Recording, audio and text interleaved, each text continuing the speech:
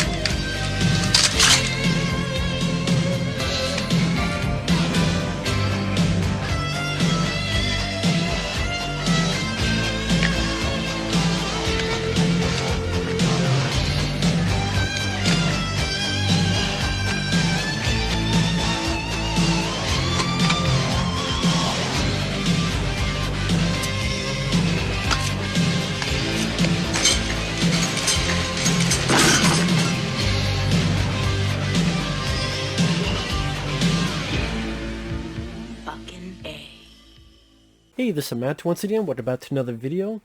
As this is another paid request, this time from Milo. Thank you so much for that. For those interested in requesting any other type of videos or topics, reactions, or pretty much anything, you can feel free to send requests either directly to my PayPal or join my Patreon. Both things are down below in the info box. Now, this one is for Disturbing Behavior from 1998, and it's written by a guy named David Nutter, who worked quite a bit on the X-Files around this time. I don't think he got to direct many feature films. Now, when he directed this, there's a lot of stuff that was cut out. Apparently, there's some extended cuts or director's cuts out there that you can find. I couldn't find it, so I just saw the released version. And I don't mind the film for what it is, but you could tell certain things were cut out that would probably make the film better or make a little bit more sense. The setup of the film is James Marsden, who would be Cyclops in the first batch of X-Men movies. He was in the Sonic the Hedgehog movie that came out last year. He's a guy, his family, his sister, and his parents, they moved to this new town. You get a little bit of hint of a backstory that his brother died. Sometimes you see flashes of the dead brother looking like VHS footage. But you could tell, I would bet there was some stuff cut out. Does it seem like there's a bit more to that backstory? Maybe that was going to be a bit more as a portion of the film in some capacity. But anyway, while he's there, he meets up with some outcasts, including Nick Stahl, who played John Connor in Terminator 3, as well as Katie Holmes. And of course, James Marsden and Katie Holmes will be a thing for later in the movie. But there's something weird going on in this school. And there's this clique called the Blue Ribbon. They are jocks, and a lot of times they're formerly outcasts or troublemakers, but then they go through a procedure, and now they're supposedly the prim and proper student, but things go a bit haywire, and you come to find out it's a brainwashing story. Kind of, I want to say similar, well, somewhat similar to this film in the 80s called Strange Behavior. Now, there's at times a little bit of a vibe of X-Files and the fact that Mark Snow, who did the music for X-Files, did the music for this. And there's once in a while some bits of the music that seems straight out of X-Files. The setting, the way it's shot seems like an older X-Files episode with a little bit of an atmosphere, like when our characters are in this asylum. Some of the cinematography. You know, the acting I don't mind. I don't mind James Marsden. Nick Stahl was actually fun. Part of me kind of wishes he was the main character, because this wasn't on purpose, but I think one of the mistakes they kind of did was they made the supporting character more interesting than the lead character. Because Nick Stahl, the way he delivers the dialogue, dialogue he's given, like when he's describing the James Marsden, we got the motorheads, the micro deeps, skaters, lesson over, class dismembered, welcome to my nightmare. Again, the way he talks and the way he describes the situation going on, again, he seems more of the interesting character, and I think it would have been really intriguing if you build up James Marsden. He's the pretty guy, seems like he can handle himself, but then boom, he's gone. Oh shit. Oh, now we're with Nick Stahl, and just the way he behaves, and very much the outcast personality, and I do think Nick Stahl's a pretty decent actor. James Marsden was a more interesting character, but because of the stuff cut out, because this is like an 80-some minute movie, but I think the first cut was close to 2 hours, maybe an hour and 50-some minutes, so that's a good chunk did you have taken out. And I do think that sadly became a detriment to the flick. Because as the movie goes, again, the way it opens is somewhat interesting. It's funny, the credits made me think of a show that would rip off the X-Files of the opening credits, or even like a show like Criminal Intent. I don't know, just the way the credits, something about that screamed to me.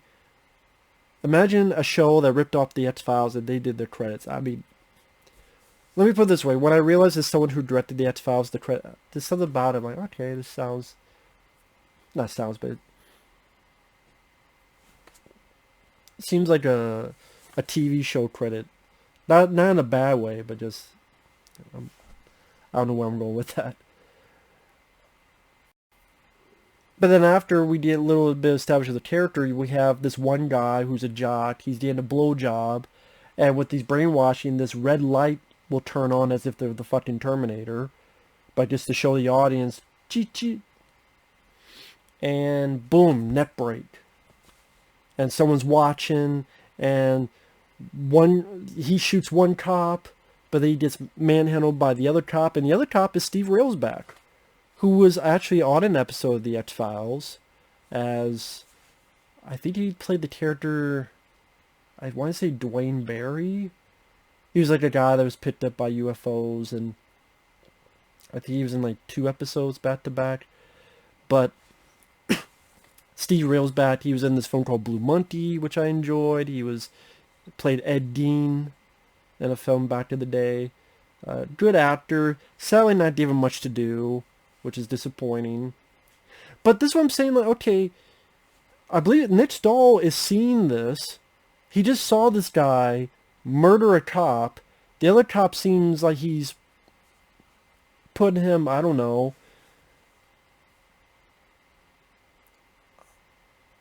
give him like a tap on the wrist. But then the next couple scenes are just, yeah, there's something weird going on. Do you think you just saw the guy murder a cop? And maybe even saw the dead girl in the car. And later on, I don't think he even told the other people about that. So it makes me wonder, was that a reshoot or additional photography, that opening? Was this something they shot afterward? Like the studio going, could you put something at the beginning to give a little bit of extra punch? Because I don't understand. If Nick Stahl did mention that, I might have blanked out. That could be my fault. I apologize in advance. But he didn't seem as... If I saw that and I see the guy walk around school the next day, I'd be a bit more scared and a bit more uneasy. But no, he's almost kind of calmly talking to James Marsden. Oh, those are the motorheads. Those are the micro geese. Oh, those are the blue ribbons. You think he'd be a bit more scared and even more uptight than he is in the movie?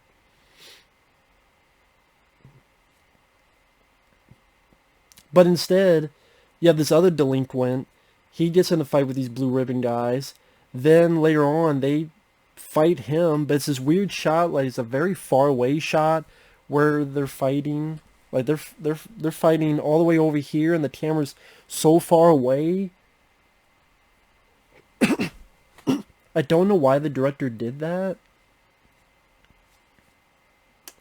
but or did the director do that? Was again, I don't know. Was that maybe that wasn't the original cut? Maybe it wasn't. Now, I know I've been complaining about the film, but like I said, I don't mind the look of the film, and when I had good pace, I don't mind pieces of the soundtrack. I like the song, Got You Where I Want You. I like that song. I like the song that was in some of the marketing. A paranoid, they're trying to get me. They're out to get me. The da da da da da da da da. I like that song too. Mark Snow's music I don't mind, but again, I'm a fan of his work on the X-Files. He kind of translated a bit of that into this production.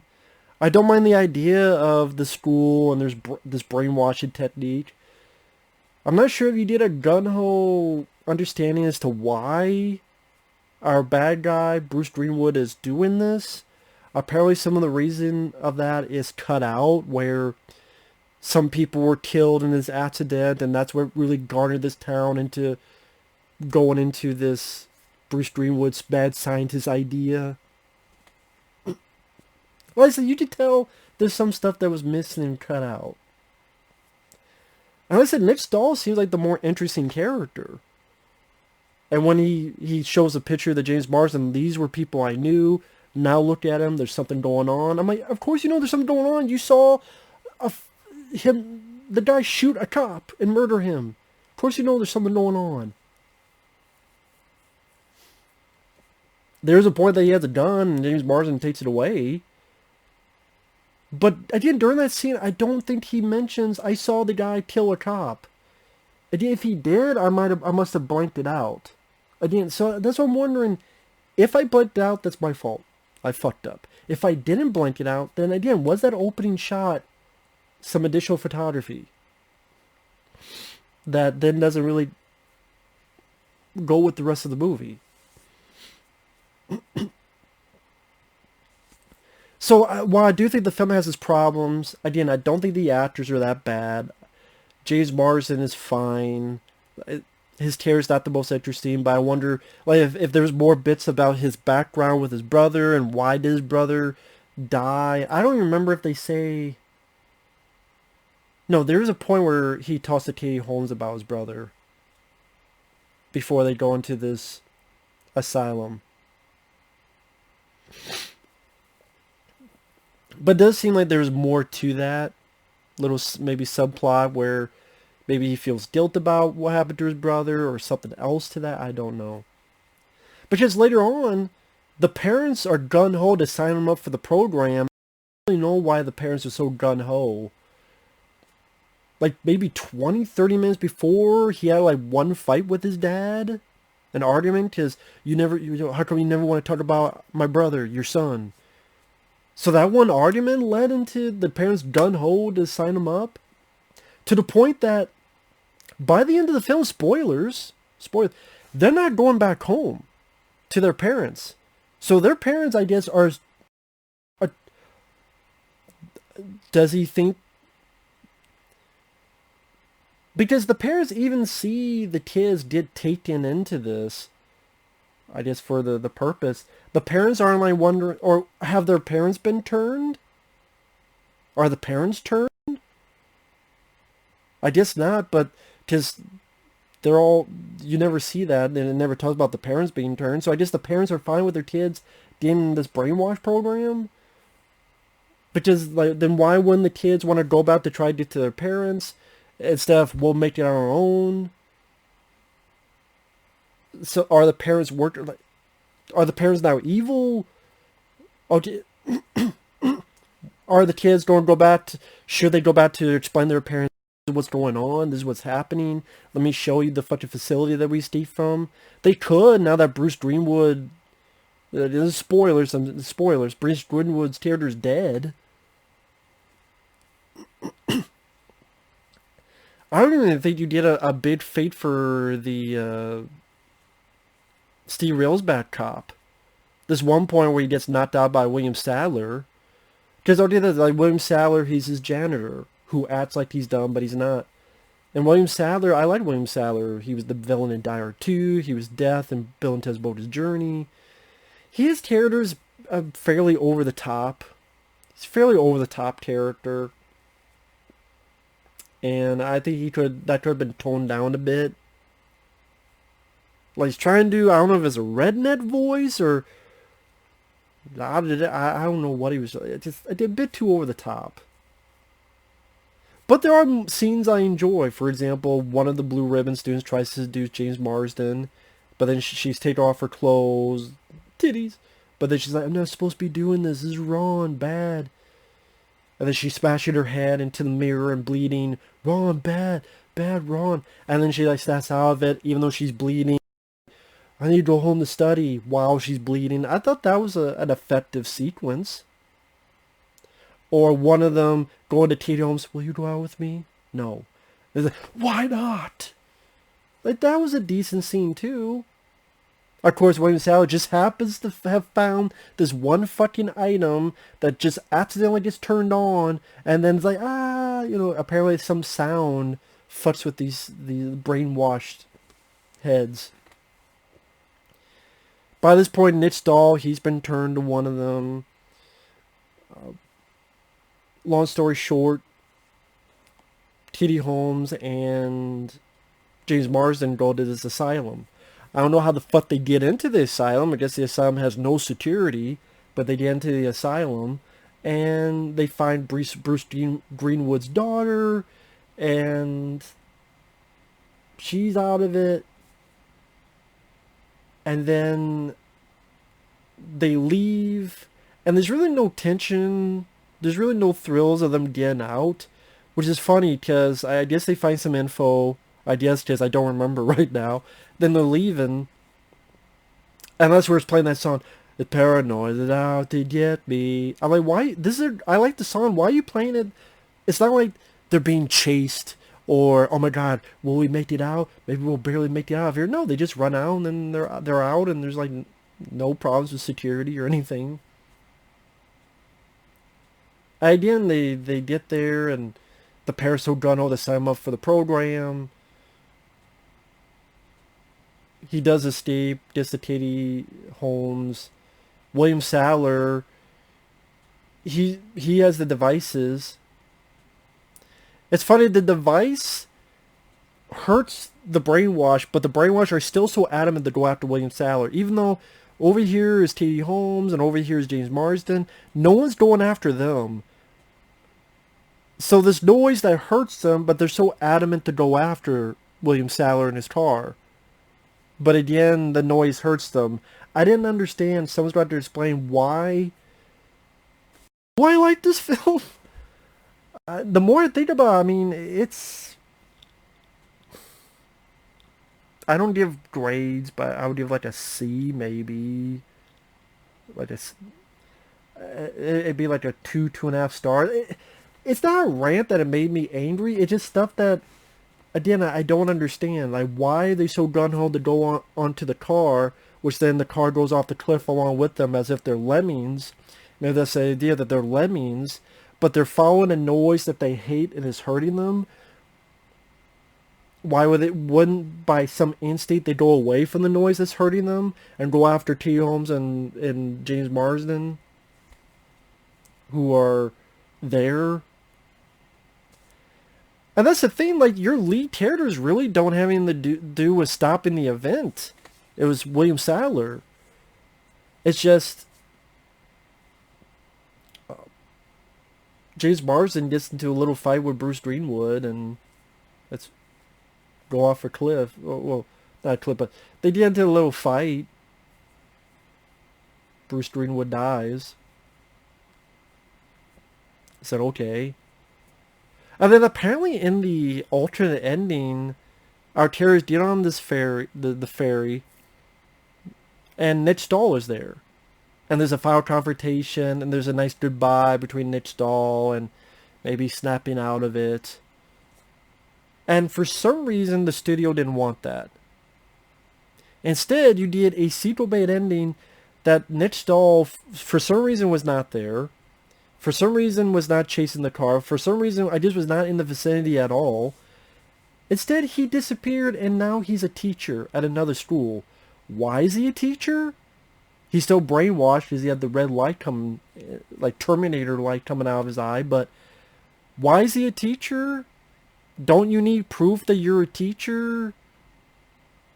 Or do schools just accept any fucking numbskull person? I guess you're supposed to assume that he faked. But don't they do a bit of fucking research before having someone be a fucking teacher? And what? It's going to be a remake of Class of 1999 2, The Substitute? For all three of you who get that reference, is that what it is? He's a brainwashed person. He's going to... What, is he going to kill kids at the school? Are we supposed to assume he's going to continue Bruce Greenwood's work, but he wouldn't know any of the work? So it's just the idea that a brainwashed person is out there? So what? Idea is he don't try to kill people at the school. He somehow knows Bruce Greenwood. What, if you get brainwashed, you automatically know? It's not like getting brainwashed turns you to super smart. It's just supposed to improve moral behavior, but side effects. There's a lot of this movie that just did not make sense to me. And it's not really the most exciting film. So, in all intents and purposes, I guess this should be a rant. But I don't know, when watching it, I don't mind the way it looked. I don't mind the music. I don't mind the actors. I don't mind the idea. It's just the script, I think, needed a lot of work. And maybe a lot of it got butchered up by the studio or whoever the fuck decided to... Maybe, I don't know. If anyone's seen the longer cut, you can let me know some of the questions I have. If I'm wrong, that's fine. Feel free to say it in the comment section. But I didn't... It's funny, when you watch a film, it's not until you actually talk it out that you go, well, wait a minute, what about this? What about that? It didn't make me mad or angry. The marketing is kind of poor on the poster. Like, the poster doesn't tell you shit. If you look at the poster, which probably be over here, what does that poster really tell you? It's got some young people in it. The movie could be about fucking aliens for all I know. Based on this poster, disturbing behavior. It could be a fucking sequel to Cruel Intentions, for all you know. I mean, the poster doesn't tell you anything. So that's probably one of the reasons why it didn't do well. So yeah, maybe it's the script, maybe it just needed another, maybe it's the original version would answer some of my questions. I don't know. With that said, thanks for watching, take care, we'll see you guys later. Maybe Milo, who requests this if you're watching, maybe you know. Feel free to mention down below. Thanks for watching, we'll see you guys later. Bye-bye.